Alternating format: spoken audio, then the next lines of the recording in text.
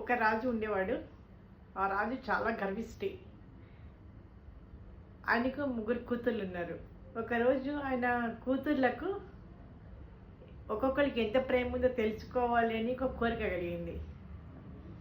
పెద్ద బిడ్డను పిలిచాడు. అమ్మా, నేనంటే నీకు ఎంత ఇష్టం అమ్మా అంటే, భూదేవి ఎంత పెద్దగా ఉంటుందో అంత ఇష్టం నాన్న అని చెప్పింది. సంతోషపడతాడు. రెండో బిడ్డను పిలిచాడు. నేను నీకు ఎంత ఇష్టం అమ్మ అంటే, ఆకాశం ఎంత పెద్దగా ఉంటుందో అంత ఇష్టం నాన్న అని చెప్తుంది. సంతోషపడతాడు. మూడో బిడ్డని పిలుస్తాడు. ఉప్పు ఎంత బాగుంటుందో నువ్వు అంటే నాకు ఇష్టము అని చెప్తుంది. రాజుకు కోపం వస్తుందండి. ఉప్పుతో పోలుస్తావా అని చెప్పి కోపం అది మనసులో పెట్టుకొని గర్విష్టి అహంకారం అని చెప్పుకున్నాం కదా, ఆ అహంకారంతో ఆ చిన్న బిడ్డని ఒక నిరుపేదకిచ్చి పెళ్లి చేస్తాడు.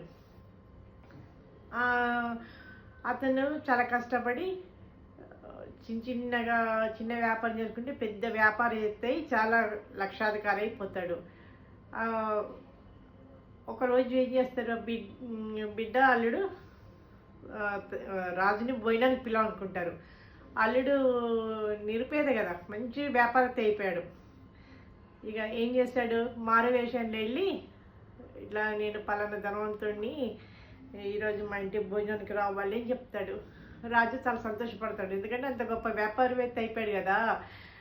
అలాంటి వ్యక్తి భోజనానికి పిలిస్తే వెళ్ళకుండా ఎలా ఉంటాడు, వస్తాను అంటాడు. సరే వెళ్తాడు. అప్పుడు బిడ్డ కూడా మారు వేషం వేసుకునే ఉంటుంది. అన్నీ విస్తరేసి వివిధ రకాలు, చాలా రకాలు వంటలతోటి భోజనం వడ్డిస్తుంది. తినమని చెప్తారు. చెప్తే రాజు ఒకటి కలుపుకోగానే దీంట్లో ఉప్పు ఉండదు, రెండోది కలుపుకుంటాడు, ఉప్పు ఉండదు. తర్వాత అన్నీ ఇట్లా టేస్ట్ చేస్తాడు, దేంట్లో కూడా ఉప్పు ఉండదు. భోజనాన్ని పిలిచి ఉప్పు లేని భోజనం పెడతారు, ఇదే నా మర్యాద అని కోపం వస్తుంది.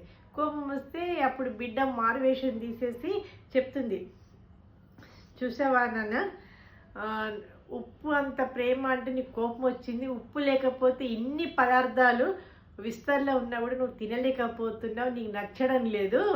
ఉప్పు ఉంటే ఎంత ఇష్టంగా తినేవాడు, అందుకే నాన్న అలా చెప్పాను నేను, నీకు కోపం వచ్చింది చెప్తుంది.